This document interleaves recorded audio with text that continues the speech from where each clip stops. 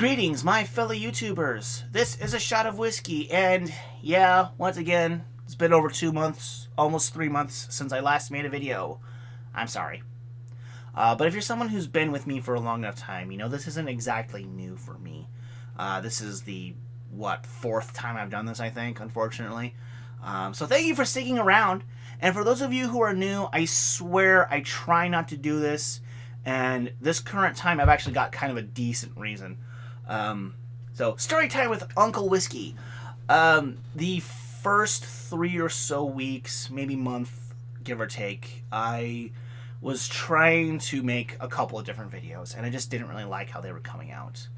Like, one of them was going to be my take on the Dave Chappelle comedy sketch, Sticks and Stones, and as well as point out the interesting notes that were part of what that professional feminist writer had mentioned involving Dave Chappelle being a great example of a progressive comedian, and then also doing some comparisons with Jeff Dunham's recent stand-up bit, which off the top of my head I can't think of what it's called.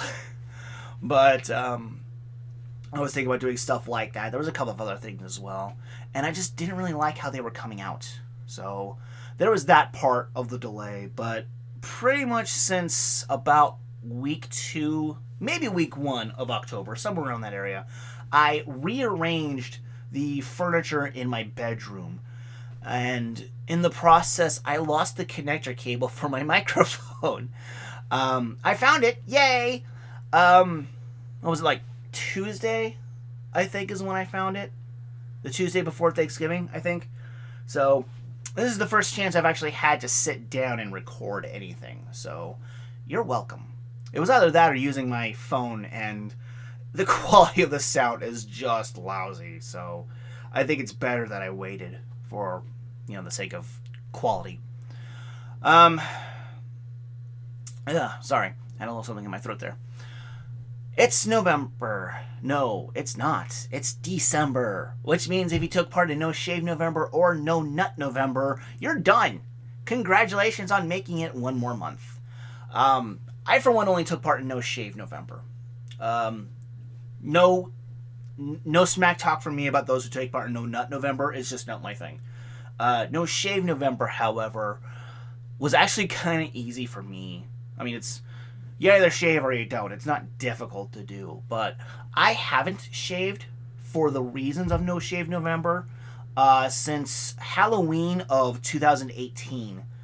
So, and it's mostly because of what it represents, which is men's health. Some people over the years have tacked on men's rights issues. I'm one of them.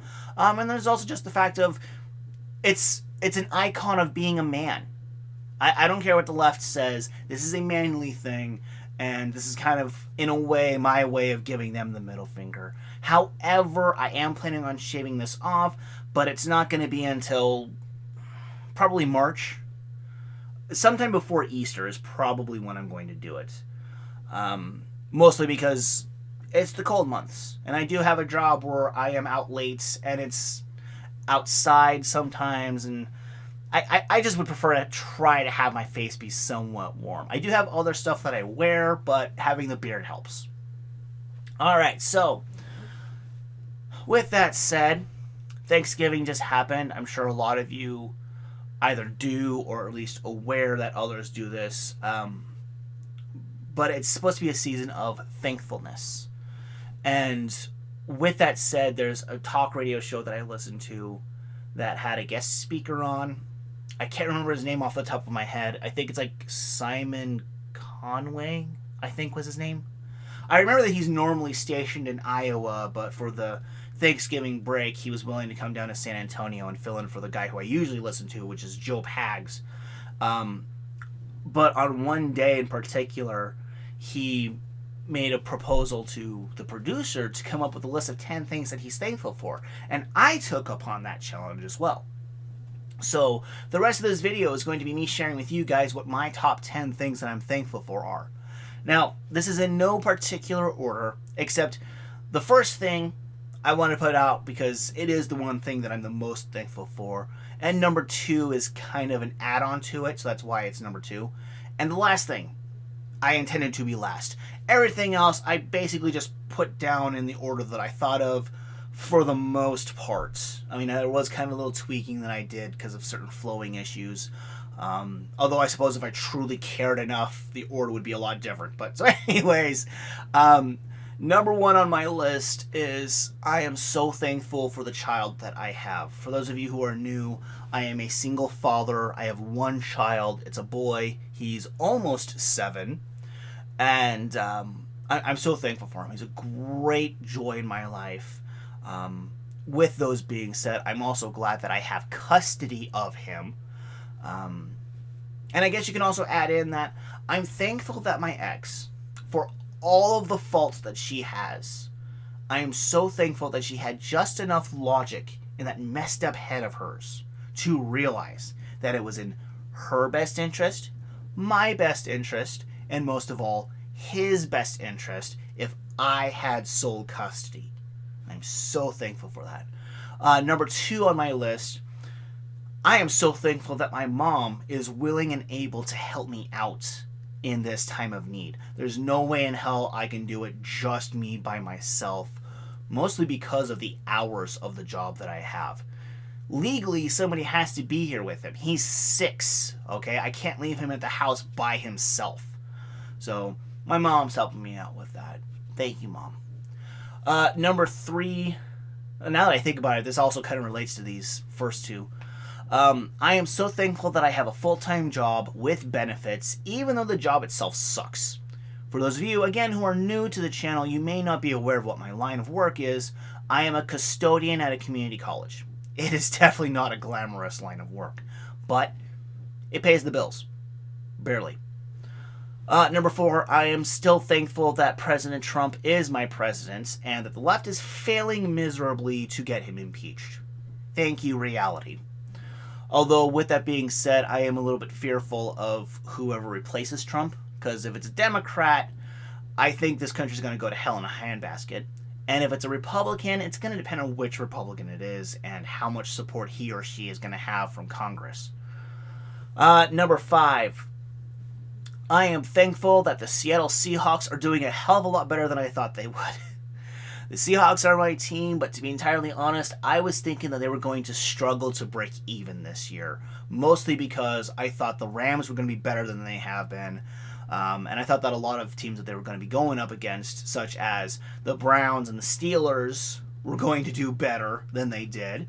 But I'm thankful for that. And at the time of making this recording, it's Monday morning, the day of Monday Night Football, which Seattle will be hosting the Minnesota Vikings. As of now, for those of you who don't know and care enough to actually listen to what I'm saying, right now Seattle and Minnesota are sitting at the wild card spots, with Seattle being number 5, Minnesota being number 6. However, things are close enough in the NFC overall that if Seattle wins, they will have a tie record with San Francisco on top of the division. And the current tiebreaker goes in favor of Seattle. And when you look at the other 3 divisions, they have a worse record than what Seattle would have if Seattle wins, which means that Seattle will technically be in the number 1 spot.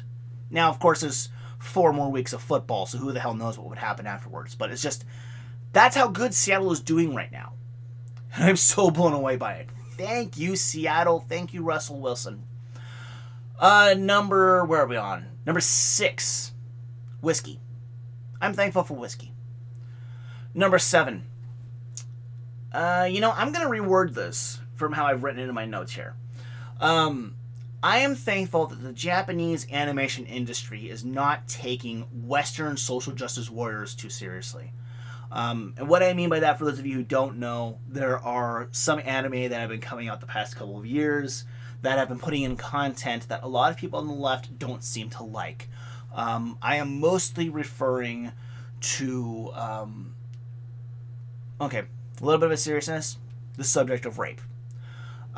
Which I understand. I mean, it's a serious topic, but these anime, at least the 2 in particular I'm thinking of, it's not like they're saying, hardy, hardy, horror, rape is fun, yay. They're showing the ugliness of what rape is and what it can do. For example, little little bit of a what's the term? Damn it, you guys know what I'm thinking of. Spoiler. There we go. A little bit of a spoiler for those of you who may or may not care. There's an anime called Goblin Slayer, in which the first episode you see a young woman getting raped by a group of goblins. Well, kind of. There's just enough to where if you're not a moron, you should be able to figure out what's going on with this young lady. And it's enough to where some people have claimed to have been triggered and offended and blah, blah, blah, blah. And so what? It's a dark fantasy. It's not supposed to be shiny and bubbly all the time. And then there's another one called Rising of the Shield Hero, in which the main storyline that goes on, the main character, a big part of what shapes his time in this world, his decisions that he makes, is because one of the princesses falsely accused him of attempted sexual assault, attempted rape. And so that you see just how negatively it impacts him, and you see the anguish of what goes on. And so of course there's people on the left who are like, oh no, this validates the whole argument that women lie about rape and sexual assault, and that's not okay. Hashtag believe all women. So a lot of people on the left have been freaking out about this kind of stuff. But hey, thank you Japan for not giving a damn what our wacky SJWs over here say. Thank you. Number 8. I am so thankful that the garnishments that have been affecting my paychecks over the past several months will be done with here pretty soon. It's either going to be my next paycheck or the next one after that, in which the garnishments will come to an end. But that's only if I get on the ball real quick and fill out the paperwork and whatnot, make the requests to have the garnishments come to an end, or at the very least suspend. It's technically a suspension, but I'm thankful that it's coming up here soon. Yay. Number 9. I am thankful that I am a MGTOW. And I dare anyone to give me a reason why I should not be thankful. And finally, number 10. I am thankful that I found my microphone cable! Yay! Me! Okay, that sounded kind of lame, but whatever. Anyways, there's my list. There's my top 10. Sorry that I didn't make a video that was more visually stimulating. But if you made it this far, thank you for hearing me out. And I do plan on making another video here pretty soon. Mostly to play catch up. So, in the meantime, peace out everyone and enjoy your December.